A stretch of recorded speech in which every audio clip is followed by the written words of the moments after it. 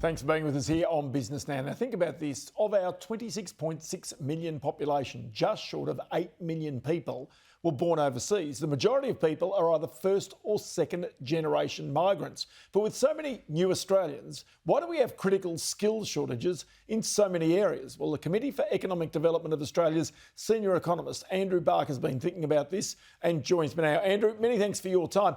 This is absolutely key for Australia. Right skills, right places, that was supposed to be the mantra, but it just doesn't seem to be working. It is really important for Australia, exactly. And what we've found is that weaker English language ability, lack of skills recognition, and in some cases discrimination are preventing us from making the best use of migrant skills. And we find this results in recent migrants to Australia earning more than 10% less than otherwise similar Australian-born people. And this matters for the migrants, clearly, but it also matters for the Australian economy more broadly because, as you mentioned, we have widespread skill shortages.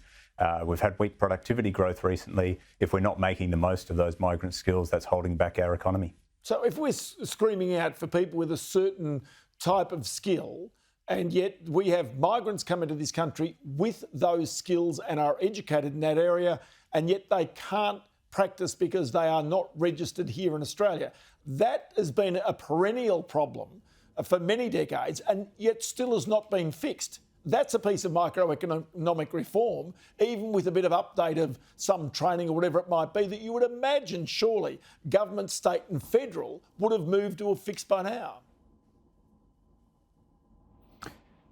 That's right. It's a very important microeconomic reform to make sure we can best use the skills of migrants who are already in the country.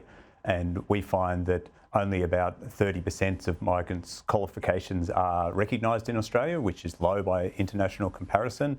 And that's particularly important in those professions where you need a licence to work in those professions, like nursing or plumbing. And clearly we need to make sure we don't undermine safety. So people need to have the real competence to work in these jobs, but we need to make sure it's based on an assessment of competence, not putting up barriers to keep people out who have the skills to work in those jobs.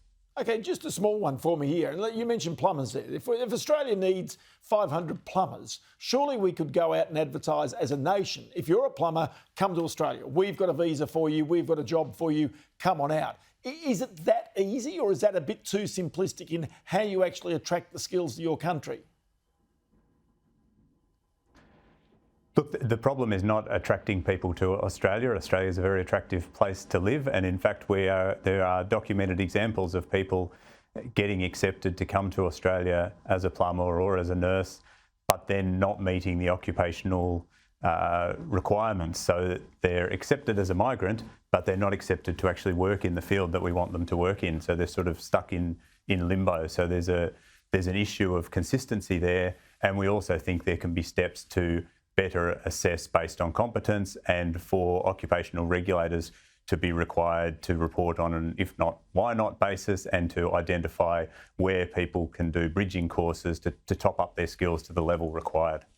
And just very quickly, you don't want all the plumbers to turn up and land in Melbourne, or all the plumbers to turn up and land in Adelaide or in Brisbane. You actually need them in the places where they're required. That's surely got to be the key.